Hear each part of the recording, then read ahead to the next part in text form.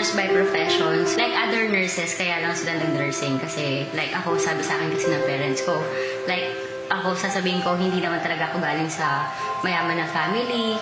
Sabi sa akin ng parents ko, hindi man daw yung nursing. So nag-nursing ako. Tapos ang nangyari, nurse na ako, registered nurse. Tapos ang nangyari, pag nag-a-apply ako, wala naman tumatawag sa akin. So ang nangyari, volunteer nurse ako. Araw-araw, humihingi lang ako ng baon sa parents. Ang nangyari kasi, so araw-araw na pag-duty ko, na walang sweldo, araw-araw pagod. So meron akong friend. So nakita lang ng friend ko yung post ng friend pa namin, si Miss Judy Alfontillas. Nakita niya yung mga post sa Facebook, yung mga cheque, tsaka yung mga kotse. So siya yung nag-present sa akin ng business. Pag uwi ko sa bahay, hindi ako nakatulog. So ano yung nangyari? April 12, nag-franchise na ako. Tapos ano nangyari, like, meron ding mga ibang technopreneurs na gano'n, yung account ko natulog. So, syempre, pag uwi ko pa sa bahay kasi, sabi sa akin ng parents ko, ang tanda-tanda ko na daw, sumali pa ako sa ganyan. Nag-volunteer ako, iniwan ko yung account ko for 7 months, natulog lang yun, wala akong ginawa. Until such time na-realize ko, sayang naman yung in-invest ko. So, nung binalikan ko yung account ko, in-workout ko siya, nag-decide ako na February, nag-resign ako sa work, tapos nag-full-time ako. Yun, tuloy-tuloy na, hindi na ako napigilan. Ang pinaka-masasabi ko talagang reward na nakuha ko yung saya na iba yung nadulot sa akin, pati sa family ko. Like, dati nga, nangangarap lang ako na mag-travel, tas nangangarap ako na pag-summer, like ngayon, summer ngayon, papasyal kami, ibang lugar naman, like Boracay, ganyan-ganyan, pupunta kami. Pero guess what? Nung April, pumunta akong Boracay, kasama ko yung family ko. Yun yung saya na hindi mababayaran ng kahit ano.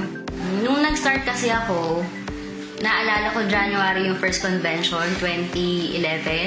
Tapos nandun kasi ako noon. So nakita ko umakit yung 14 na millionaires, tapos palakpakan. Isa lang ako dun sa mga taga-palakpak. Tapos sa sarili ko, parang sinet ko na one day, ako naman yung papalakpakan, ako yung akit ng stage. Kasi nakita ko yung mga kwento din nila, yung mga testimonials nila na yung ibang tao, yung ibang millionaires natin galing lang sa ganito, nagtrabaho sa ganitong company, tapos wala man sila, mga kotse, tapos ngayon meron na.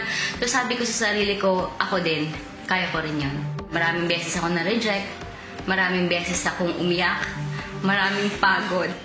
Oo, totoo, malubat ka minsan, pero kung isipin mo, dati wala naman din ako, diba? Tapos ngayon meron na, nakakabili na ako ng gamit, nag-aalig sa akin, hindi na ako umihingi. Tapos yung saya pa na nabibigay ko sa kanila. So, ang ano ko, ituloy-tuloy lang talaga. Lagi ko naririnig din sa mga mentors ko na hindi importante kung paano ko nagsimula, kung mabagal ka man nung umpisa, or mabilis ka nung umpisa. Ang importante, itinuloy-tuloy mo. Family-oriented ako eh. So, yung lahat ng ginagawa ko to para sa kanila. Gusto ko rin na maginhawang buhay. Gusto ko rin silang ilabas. Gusto ko silang bigyan ng ganito, ng ganyan. Sila talaga. Yung inspiration ko, yun nagkapag-realize sa akin yung buhay ko dati. Na ayoko ng ganon. Dati, pag nangangarap ko, simple lang. Ayoko na simple lang. Kasi kaya natin sa B-Mobile. My name is Yvette Ann Dizon, a registered nurse, and now I'm ready for more millions.